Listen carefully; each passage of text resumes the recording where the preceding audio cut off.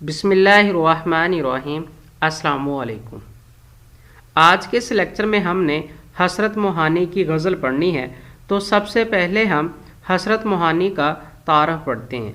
हसरत मोहानी का असल नाम सैयद फजलुल हसन और तखल्लुस हसरत था। आप 1875 में कस्बा मोहान में पैदा हुए। ज़माना तालिब इल्मी से ही शेर व शायरी का शौक़ था। मुल्की सियासत में हिस्सा लेने के साथ साथ शायरी का फरीज़ा भी इबादत की तरह सर अंजाम दिया। आपने 19वीं सदी में गज़ल गोई का अरूज तक पहुँचाया। आपने ज़मीन पर नंगे पाँव चलने की रवायत कायम की। इसी वजह से आपको रईसुल मुतग़ज़्ज़लीन तस्लीम किया जाता है। आप तहज़ीब व सकाफ़त का नमूना और अखलाक व किरदार के पैकर थे। आपकी तसानीफ़ दर्ज झैल हैं: इंतखाब सुखन, नकाते सुखन, शरा दीवान गालब, कुलियात हसरत मोहानी और आखिर पे है दीवान हसरत। अब हम बात करते हैं इस गज़ल के पहले शेर में और देखते हैं कि शायर पहले शेर में क्या कहता है।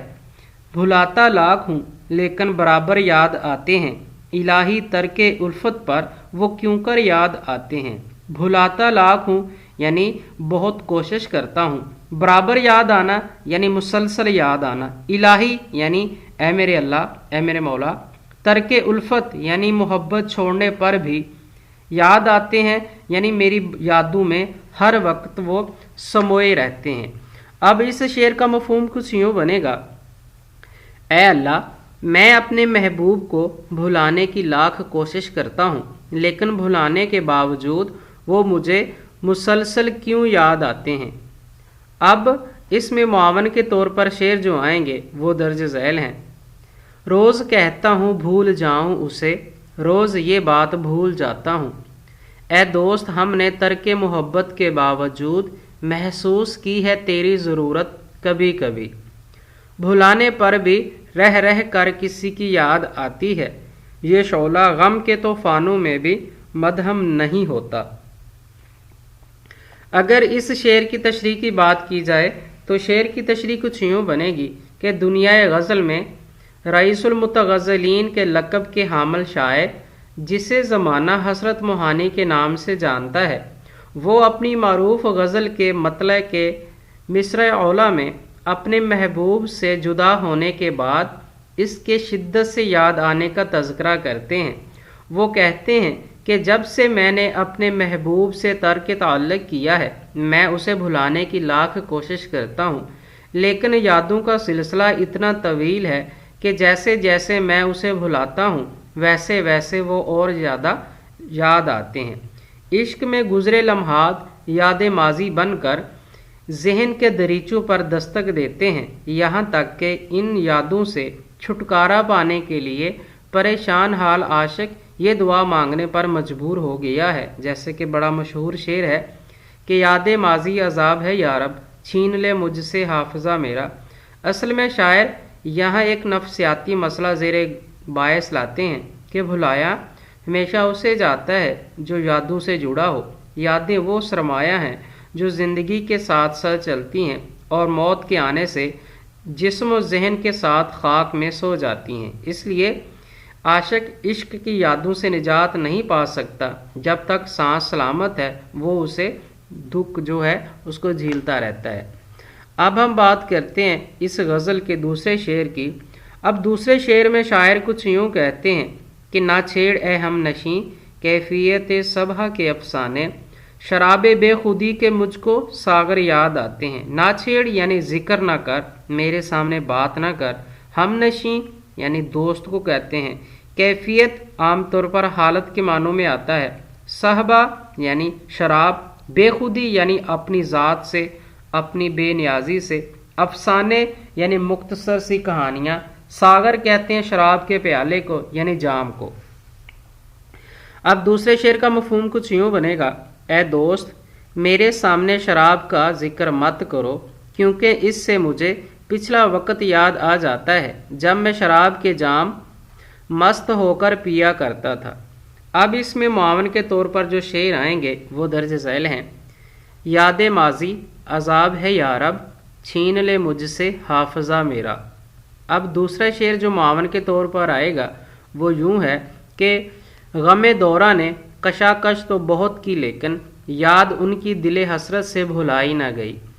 غم دورہ نے کشاکش تو بہت کی لیکن یاد ان کی دل حسرت سے بھلائی نہ گئی۔ گلے ملتے ہیں جب دنیا میں دو بچھڑے ہوئے ساتھی، عدم ہم بے سہاروں کو بڑی تکلیف ہوتی ہے۔ اگر اس شعر کی تشریح کریں تو کچھ یوں بنے گی۔ شاعر پہلے مصرع میں کہتے ہیں کہ مجھے خوبصورت یادوں پر مشتمل ماضی یاد نہ دلاؤ جو میرا سرمایہ حیات ہے، جس کو یاد کر کے میرا چراغ روشن حیات ہے یعنی روشن ہے۔ میں خوبصورت دنوں کو یاد نہیں کرنا چاہتا جب میرا محبوب مجھے ہر وقت ہر لمحہ میسر تھا، جب میں اپنی مرضی سے اپنے محبوب کے در پر دستک دے سکتا تھا۔ اے میرے دوست، مجھے ان خوبصورت اور دل افروز محافل کی یاد نہ دلاؤ جب ہر طرف بہاروں کا زمانہ تھا، ہر سو پھول کھلے ہوئے تھے، ہر کسی کے ہاتھ میں جام حیات ہوا کرتے تھے، جہاں زندگی بھاگتی محسوس ہوتی تھی، دل شادمانیوں سے بات تھے، مسرتیں چہروں کی رونق ہوا کرتی تھیں۔ ہمیں جب کوئی وہ خوبصورت لمحات یاد دلاتا ہے تو ہمیں نہایت ناگوار محسوس ہوتا ہے۔ ایک شاعر نے اپنی اسی ناگواری کو کچھ یوں بھی محسوس کیا ہے کہ گلے ملتے ہیں جب دنیا میں دو بچھڑے ہوئے ساتھی، عدم ہم بے سہاروں کو بڑی تکلیف ہوتی ہے۔ اب ہم بات کرتے ہیں اس غزل کے تیسرے شعر کی۔ اب تیسرے شعر میں شاعر کچھ یوں کہتے ہیں کہ نہیں آتی تو یاد ان کی مہینوں تک نہیں آتی، مگر جب یاد آتے ہیں تو اکثر یاد آتے ہیں، مگر جب یاد آتے ہیں تو اکثر یاد آتے ہیں۔ اب اس میں مہینوں تک یعنی کئی مہینوں تک، اکثر یاد آنا یعنی مسلسل یاد آنا، بہت زیادہ یاد آنا۔ اب تیسرے شعر کا مفہوم کچھ یوں بنے گا کہ محبوب کی یاد جب نہ آئے تو مہینوں تک نہیں آتی، مگر جب یاد آتی ہے تو بہت زیادہ یاد آتی ہے۔ اب اس میں معاون کے طور پر جو شعر آئیں گے وہ درج ذیل ہیں۔ وہ فراق وہ وصال کہاں، وہ شب و روز وہ ماہ و سال کہاں، ایک مدت سے تیری یاد بھی آئی نہ ہمیں، اور ہم بھول گئے ہوں تجھے ایسا بھی نہیں۔ سیف کس طرح بھلائے گا تجھے، کیا تیرے لطف و کرم یاد نہیں۔ سیف کس طرح بھلائے گا تجھے، کیا تیرے لطف و کرم یاد نہیں۔ شاعر اس شعر میں اپنے محبوب سے شکوہ کرتا ہے اور یہ کہتا ہے کہ محبوب کے اپنے محبوب کے بارے میں کہتا ہے کہ محبوب سے جدا ہو جانے کے بعد محبوب کی یادوں کا تسلسل نہیں رہا۔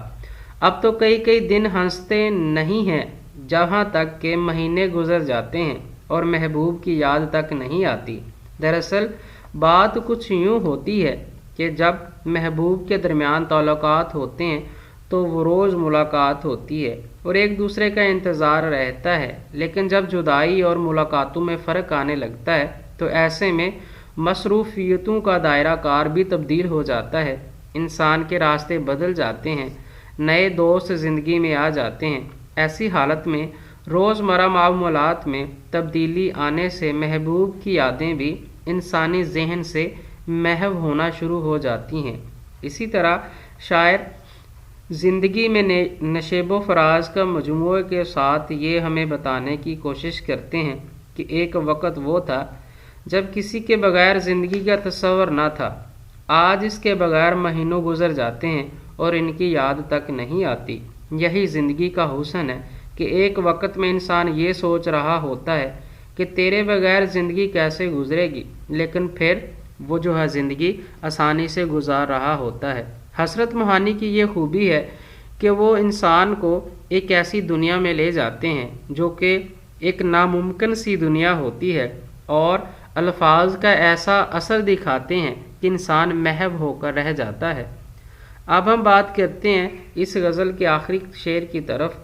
حقیقت کھل گئی حسرت تیرے ترک محبت کی، تجھے تو اب وہ پہلے سے بڑھ کر یاد آتے ہیں۔ حقیقت کھل جانا یعنی اصل بات سامنے آ جانا، ترک محبت یعنی محبت کو چھوڑ دینا، بڑھ کر یاد آنا یعنی پہلے سے زیادہ یاد آنا۔ اب اس شعر کا مفہوم کچھ یوں بنے گا: اے حسرت، تو نے محبوب سے جدائی اختیار کر لی ہے، لیکن وہ تو تمہیں پہلے سے بھی زیادہ یاد آنے لگا ہے۔ ہم کو ان سے وفا کی امید جو نہیں جانتے وفا کیا ہے۔ نہیں آتی تو یاد ان کی مہینوں تک نہیں آتی، مگر جب یاد آتے ہیں تو اکثر یاد آتے ہیں۔